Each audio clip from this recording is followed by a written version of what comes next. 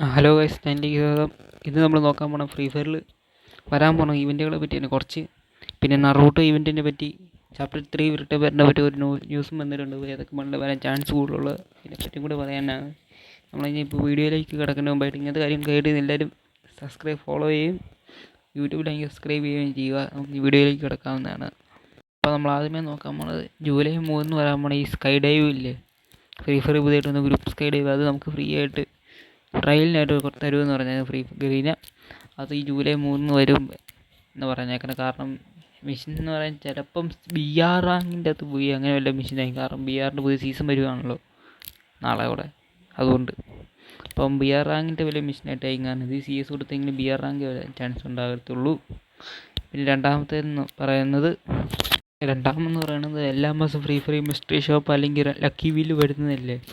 അതിൽ ഈ മാസം ജൂലൈ മാസം വരാൻ പോണത് ലക്കി വീലാണെന്ന് കിട്ടിയ ഇൻഫർമേഷൻ. ഈ കാണുന്ന ലക്കി വീലായിരിക്കും ജൂലൈ മാസം വരാൻ പോണത്. പിന്നെ ലക്കി വീല് കാണാൻ പോകുന്ന റിവാർഡുകൾ ഈ കാണുന്ന ബണ്ടിലുകളായിരിക്കും. പിന്നെ പുതിയ ബ്രസീലിൻ്റെ ഈ ജേഴ്സിയും വരാനും പറഞ്ഞ ഈ ജേഴ്സികൾ വരാനും കൂടെ ചാൻസ് ഉണ്ടെന്ന് പറയണേ. ഈ പുതിയ ബ്രസീലിൻ്റെ ജേഴ്സികളും അതും കൂടാതെ ഈ ഇതായിരിക്കും മെയിലിൻ്റെ ബണ്ടിലായിട്ടും ലക്കി വീലിൻ്റെ, പിന്നെ ഫീമെയിലിൻ്റെ ബണ്ടിലായിട്ടും ലക്കി വീൽ വരാൻ പോകുന്ന ബണ്ടിലുകൾ എന്ന് പറയുന്നത് ആനിവേഴ്സറി ഭാഗമായിട്ടുള്ള ഈവൻ്റുകളായിരിക്കും അത്.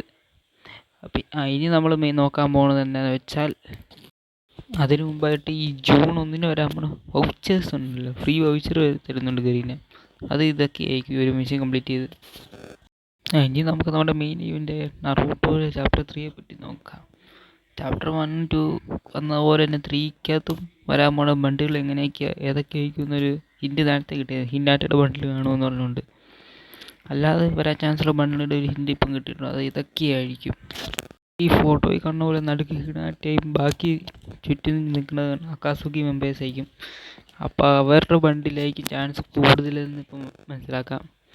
പിന്നെ സുനാഡയുടെയും കാണുമെന്ന് പറയുന്നുണ്ട്. അതും കൂടെ നമ്മുടെ ഹിനാറ്റയുടെ 2 ബണ്ടിലുണ്ടാകും ചിലപ്പം. പിന്നെ ഇന്ന് ചാൻസ് കൂടുതൽ ഹിനാറ്റയുടെ മെയിൻ ഷിപ്പിലുള്ള ബണ്ടിൽ ഡ്രസ്സായിരിക്കും.